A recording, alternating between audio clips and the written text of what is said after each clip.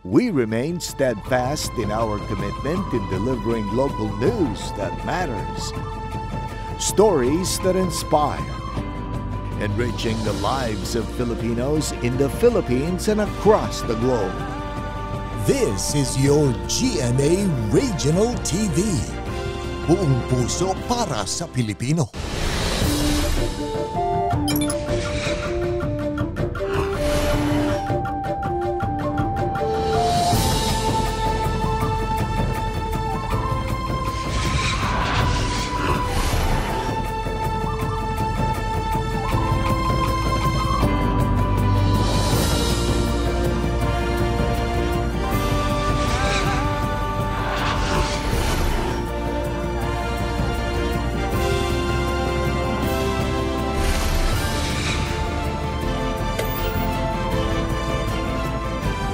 Ito ang GMA Regional TV, Balitang Southern Tagalog. Magandang hapon mga kapuso, narito na ang Balitang Southern Tagalog. Hatid namin ang mga pinakamalaki at pinakahuling balita sa Timog Katagalugan. Live mula rito sa GMA Batangas Station, ako po si Ace Medrano. Naranasan sa Batangas City Grand Terminal ang mahabang pila ng mga pasaherong patungong Tanawan City at Malvar. Samantala kakaunti na mga pasahero sa terminal ng bus sa Lipa City ngayong araw, January 3. Para sa detalye, makakasama natin live si Denise Abante. Denise?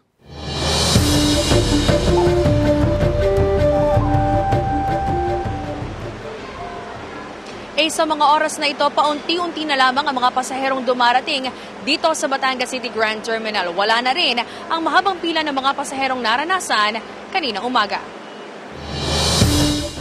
Mag-aalas 10 ng umaga kanina ng bahagyang makaranas ng mahabang pila ng mga pasahero sa Batangas City Grand Terminal. Ang pila, mga pasaherong nagmula Maynila at iba pang karatig probinsya na patungo sa lungsod ng Tanawan at bayan ng Malvar. Wala pa kasing dumarating na bus na mula sa mga nasabing lugar. Ang mag-anak ni Connie sinulit daw muna ang bakasyon sa Mabini, Batangas, kaya ngayon lang makakabalik sa Tanawan para magtrabaho.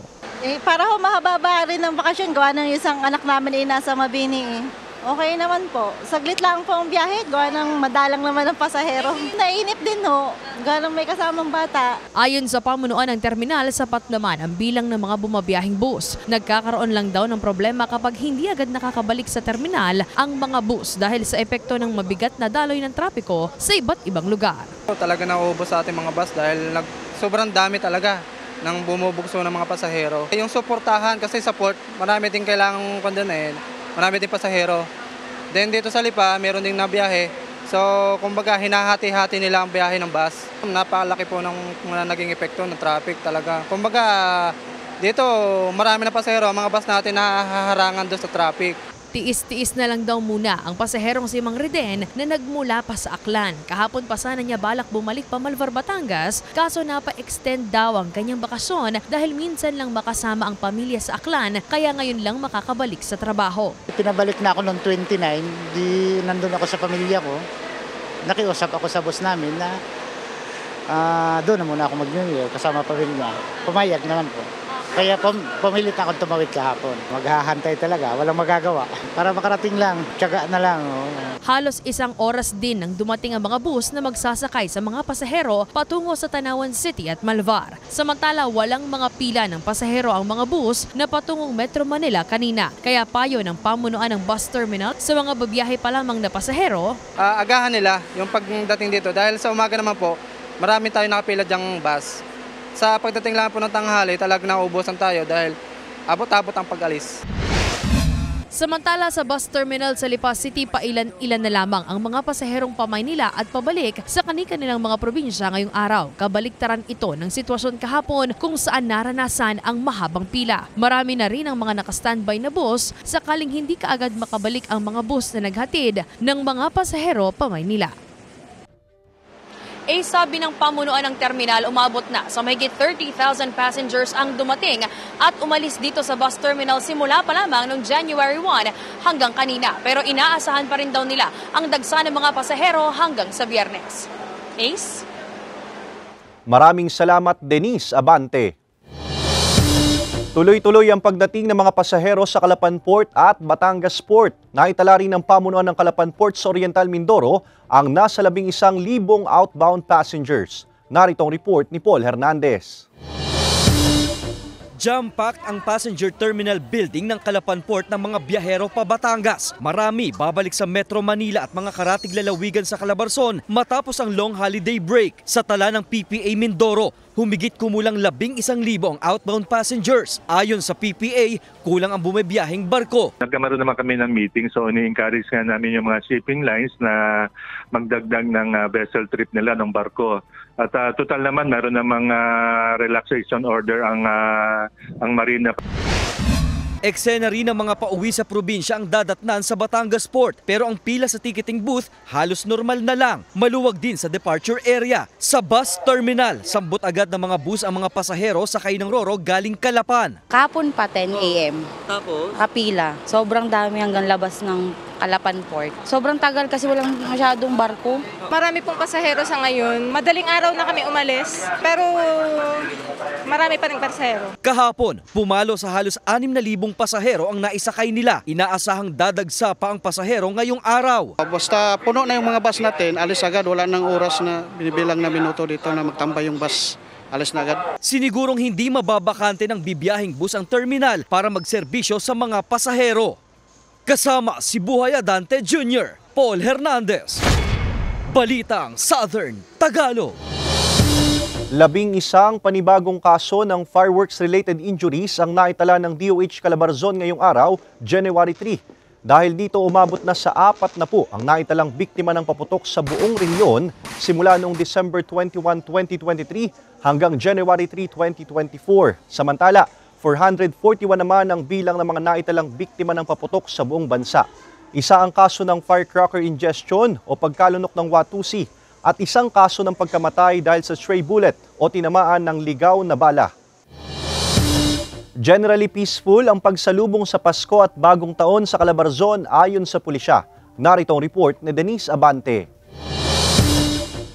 Generally peaceful. Ganyan inilarawan ng Police Regional Office Calabarzon ang malawakang pagbabantay nila sa pagsalubong ng Pasko at Bagong Taon sa buong rehiyon. Bagamat nakapagtala ng pailan-ilang insidente sa kalsada gaya ng banggaan at alitan, agad din umano itong naresolba at naaksyonan. Kalimitan po syempre, galing po sa mga handaan. So may mga kababayan po tayo na pag-uwi sa bahay, na-accident po sila. So may mangilang-ilang po tayong road crash incidents na naitala. Pagdating naman po sa paputok, may mga injuries po. But lahat naman po ay discharge at wala naman pong talaga pong malala. Naging mahigpit daw ang pagbabantay ng nasa 7,000 deployed personnel ng pulisya sa mga pantalan, terminal at iba pang lugar na dinagsa ng mga tao sa selebrasyon ng Pasko at pagsalubong ng Bagong Taon. Dagdag pa ng Pro Calabarzon, hindi pa nila inaalis ang nakataas na heightened alert status sa kanilang hanay dahil hanggang January 6 pa ito magtatagal para sa ilan pang mga residenteng humahabol sa selebrasyon.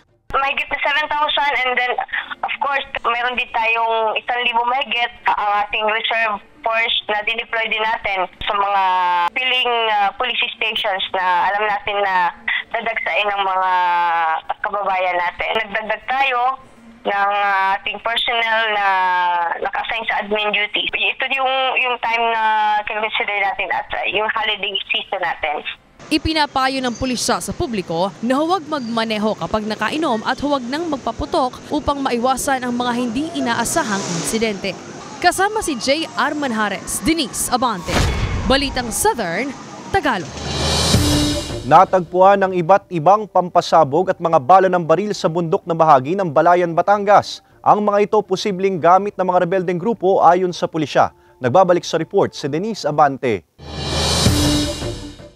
Mahigit sa 10 improvised explosive device ang narecover ng mga otoridad sa isang liblib na lugar sa bundok na bahagi ng Barangay Pook, Balayan, Batangas. Bahagi ng intelligence gathering ng Philippine Army, nahukay ang 10 improvised na granada, 1 piraso ng CTG 40mm high explosive, 2 piraso ng improvised anti-vehicle, 2 metal pulley, 11 piraso ng 12-gauge na bala ng shotgun, 104 pieces ng corroded 5.56 live ammo, burner, isang pakete ng silica gel, mga bote at iba pang metal. Ayon sa Balayan Police, posibleng mga gamit ito ng mga rebeldeng grupo. Possible po ma'am sa mga sa mga NPAs po ma'am na previously po ay nasa area po ng Balayan na tumigil po dati po. Sa ngayon, nasa kustodiya na ng Explosive Ordnance Disposal ang mga narecover na kagamitan para sa mas malalimang investigasyon. Ayon sa pulisya, patuloy pa rin ang isinasagawang pagkalap ng impormasyon ng mga otoridad kung may ilan pang mga kagamitan o posibleng mga rebelde ang nasa lugar. Payo ng otoridad sa mga residente, pagka hindi po kayo sure sa mga nakikita po ninyo sa mga kababayan po natin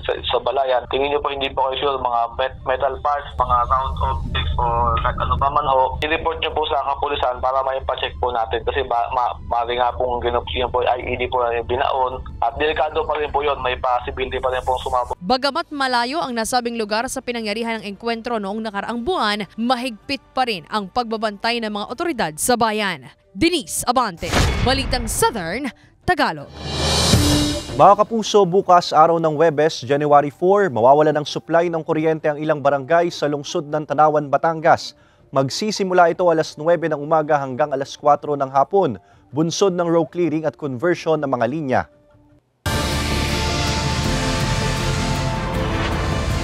Ito ang GMA Regional TV, Balitang Southern Tagalog.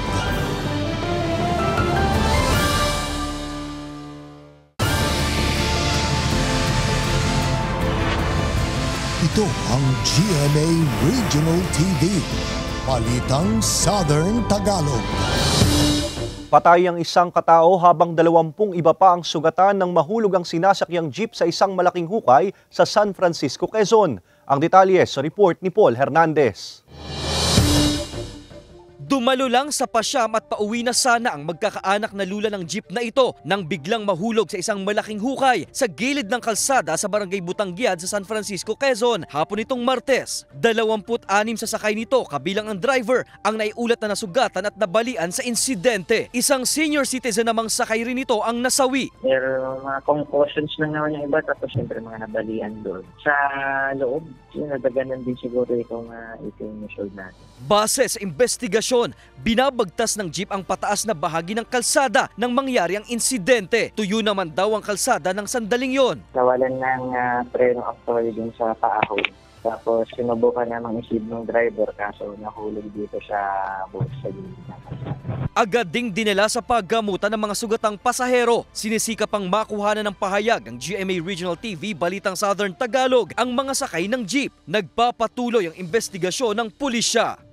Paul Hernandez, Balitang Southern Tagalog. Natagpuan sa damuhan ang vault ng nasunog na warehouse sa Vinsons, Camarines Norte. May follow-up report si Hazel Alviar.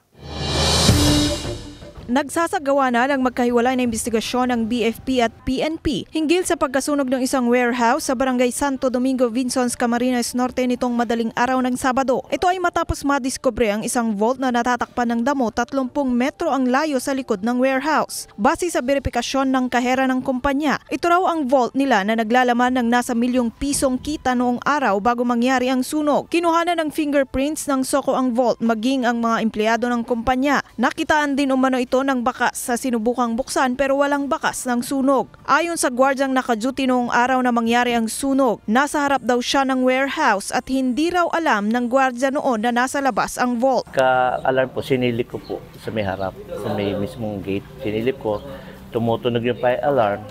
Mga minuto lang po may sumabog. Wala pong susi ang hawak ng gwardya ng warehouse. Gumugulong na ang sinasagawang preliminary investigation ng BFP para matukoy kung sinadyang sinunog ang warehouse. Hindi na muna nagbigay ng pahayag ang PNP at BFP habang gumugulong ang investigasyon. Hazel Alviar, Balitang Southern Tagalog. Naitala ng PHIVOLCS ang isang mahinang pagyanig sa Bulkang Taal. Sa kabila niyan, maaliwalas na papawirin at kalmadong lawa ang nararanasan sa Taal Volcano Island at mga bayang nakapaligid sa bulkan. Alamin yan sa report ni Paul Hernandez. Nakatulong ang mataas na sikat ng araw sa bahagi ng Cuenca, Batangas para maaninag ng husto ang malaabong kulay ng Bulkang Taal kaninang umaga. Walang dudang kabigha-bighani ang ganda ng bulkan, pero sa nakalipas na 24 oras, patuloy ang aktibidad. Sa katunayan, umabot sa mahigit 11,400 tons na level ng sulfur dioxide ang pinakawalan nito. Ito sa ngayon ang pinakamataas na volume sa pagbubukas ng bagong taon. So far, if we count 2023, 11,962 tons per day noong November 27. May isang volcanic tremor o vibration ang naitala ng state volcanologist na PHIVOLCS. At kung may pag-usok man sa bunganga ng Taal, mabilis lang daw itong nababasag dahil sa lakas ng hangin. Umabot ito ng 4 meters per second at 600 meter elevation. Sana hindi ito yung lull before a major activity.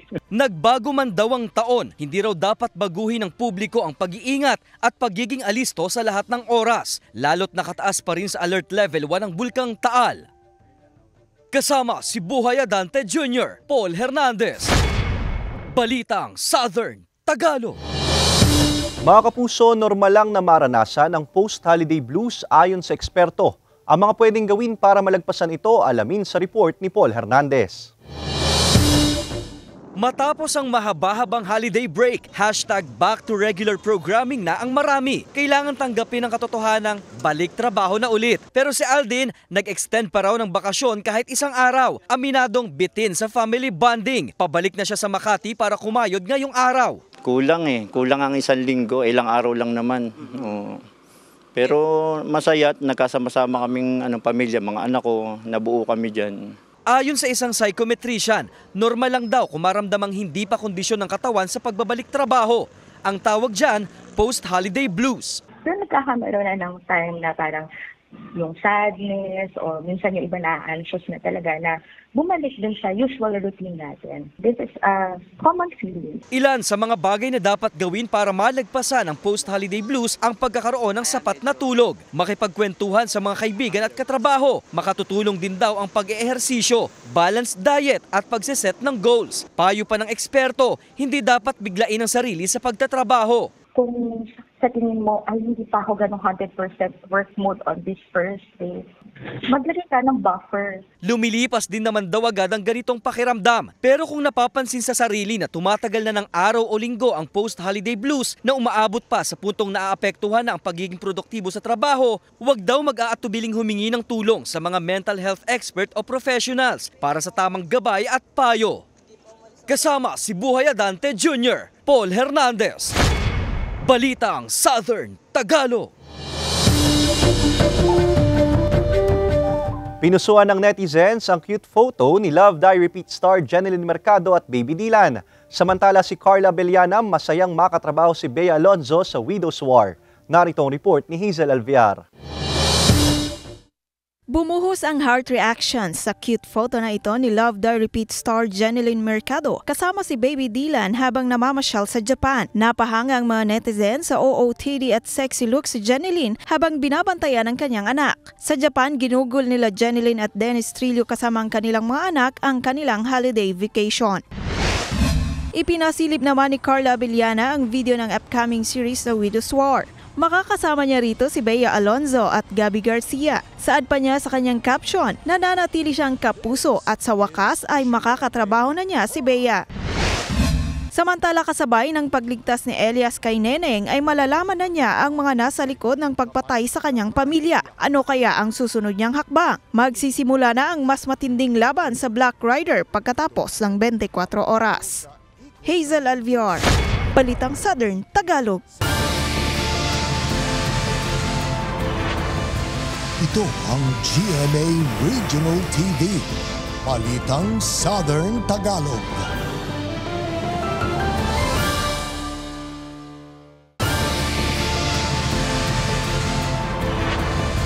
Ito ang GMA Regional TV, Balitang Southern Tagalog. Patayan 2 katao habang isa ang sugatan sa insidente ng pamamaril sa Tayabas City, Quezon. Tutukan yan sa report ni Paul Hernandez. Bagong taon pero nagluluksa ang pamilya Ormacido ng Barangay Isabang, Tayabas, Quezon nang pagbabarilin umano ang mga biktima ng 3 gunman sa bahay nila. Patay ang mag-amang Elgelito at Joselito habang ang nakababatang Rico Ormacido sugatan sa pananambang. Nagsilbi raw lookout ang 3 pang umano'y kasabwat sa pamamaril. Ang 6 na sospek pawang kamag-anak ng mga biktima. Yung isang suspect ay pumunta sa bahay ng biktima. So after noon, lumabas yung mga biktima at yun ang ayon doon sa investigasyon natin ay pagkalabas ay nagkameron na ng putukan. Sa investigasyon ng Tayabas City Police, may dati na raw hidwaan ng mga ito. Tinitingnang motibo sa krimen ang usapin umano sa lupa. Matagal na po yung issue nila about sa lupa at nagkameron din po sila ng away noon mga 3 years before. Nagano na po sila nag-away, nagtagaan. Tama ng bala ng kalibre 45 sa likod ng katawan at ulo ang mabilis na kumitil sa 2 biktima. Sugat sa braso naman ang tinamo ng isa. Mabilis daw tumakas sa mga sospek pero sa follow-up operation, nasa kote ang 5. Hindi sila umaamin na di umano ay sila pa ang tinagayong tatay nila kung kaya humantong sa ganong insidente. Sinusubukan pa silang mahinga ng pahayag ng GMA Regional TV Balitang Southern Tagalog. Gayon din ang pamilya ng mga nasawi. Tinutugis pa ang isang sospek habang nagpapatuloy ang masusing investigasyon. Paul Hernandez, Balitang Southern Tagalog.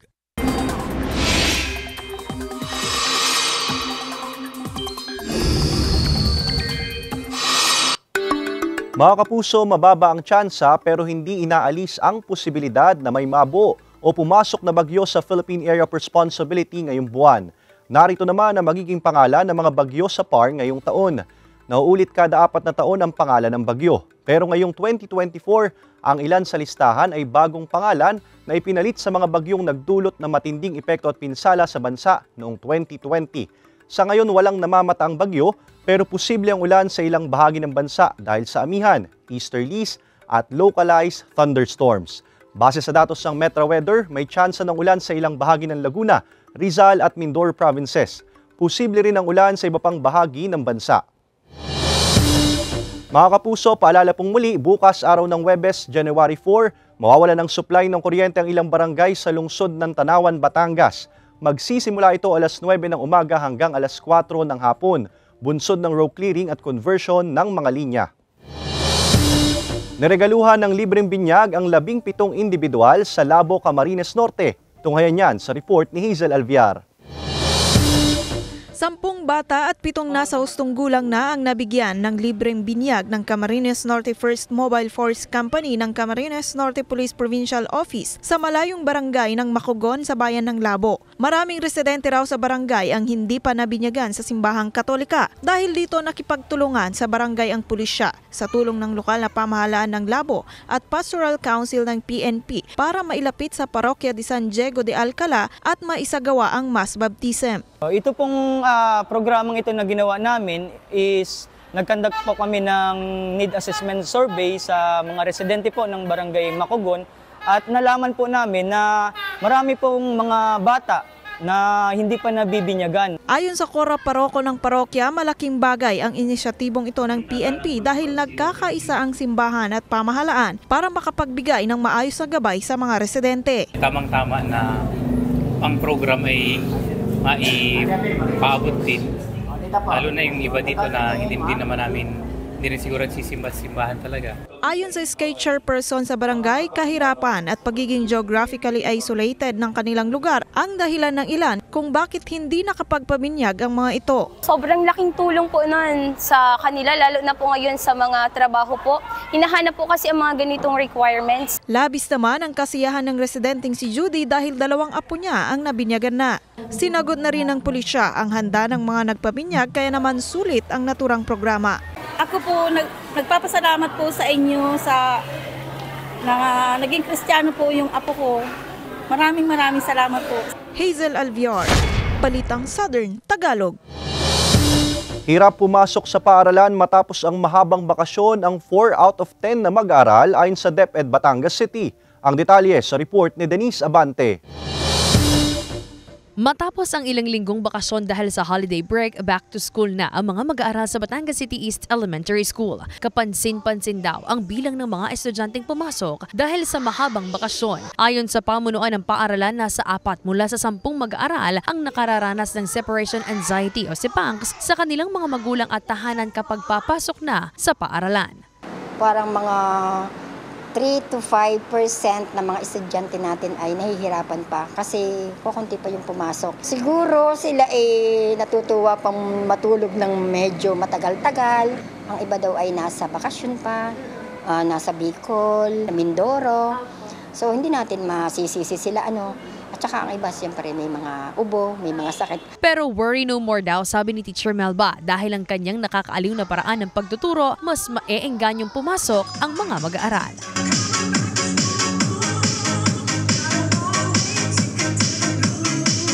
Ang energizers at interactive learning daw na ito ni Teacher Melba, mahigit 20 taon na niyang teknik sa pagtuturo sa mga elementary students. Motivation. Inisip ko agad ano ang makakapag-awake sa kanila, makakapag-trigger ng eagerness nila to learn. Kasi mahirap pukawin yung galing sa mahabang pagkatulog. So ang ginagawa ko talagang nag-activity agad yan. Pampagising na activity agad. Na kung ang teacher kailangan sumayaw, kung ang teacher kailangan dumamba, lumundag, the teacher will do it. Just to arouse the interest of the children. The lesson, do not start the discussion without the eagerness of the children to learn. Kasi useless. Ang 9 na taong gulang na si Nathan aminadong minsan daw ay humihirit pa ng ilang minuto sa paghiga bago bumangon. Pero sa tuwing maaalala niya ang mga gawain sa paaralan, nahihikayat daw siyang pumasok. Yung mga activities po na pwede tayong matuto, tapos po yung nakaka-exercise po. Para po mapawisan po at ma-exercise ang ating katawan para maging healthy. Para pa kay Teacher Melba, hindi na kailangang hintayin pa ang long vacation para mabigyang sigla ang paraan ng pagtuturo. Nakadepende na raw ito sa guro kung paano niya mahihikayat na pumasok ang kanyang mga mag-aaral. Every day should be a demonstration day. Kasi meron times kasi na ang bata parang kahit hindi galing sa bakasyon, mukhang galing sa bakasyon. Nobody should be left behind So, lahat i-arouse mo yan. Every day. It should be done every day. Hinikayat naman ng principal ng paaralan ng mga mag-aaral na ugaliin pa rin ang pagpasok kahit mayroong mga modules at distant learning devices na ginagamit. Masaya sa school. Yung dati yung mga friends ay makikita na ninyo at saka regular na ang klase. Kahit sila ay may mga absent, ay regular na ang klase. Ayaw naming ma-left behind ang bata. Gusto namin kung anong na pinag-aaralan sa paaralan, yun din ang kanilang matutunan sa bahay. Kasama si J.R. Manjares, Denise Abante, Balitang Southern, Tagalog. Samantala, mapapanood niyo po ang episode na ito at iba pa ang pinakahuling lokal na balita sa official website ng GMA Regional TV, www.gmaregionaltv.com. Pwede rin kayong bumisita sa aming official YouTube channel, GMA Regional TV, at i-click ang subscribe button para sa pinakamainit na balita mula sa rehiyon. Dahil sa GMA Regional TV, local news matters. At iyan ang mga pinakamalaki at pinakahuling balita sa Timog Katagalugan. Maraming salamat sa pagsama sa amin pati na mga kapuso sa ibang bansa na tumutok sa mga balita sa rehiyon. Kami, ang GMA Regional TV Balitang Southern Tagalog, buong puwersa para sa mas malaking misyon at mas malawak na paglilingkod sa bayan.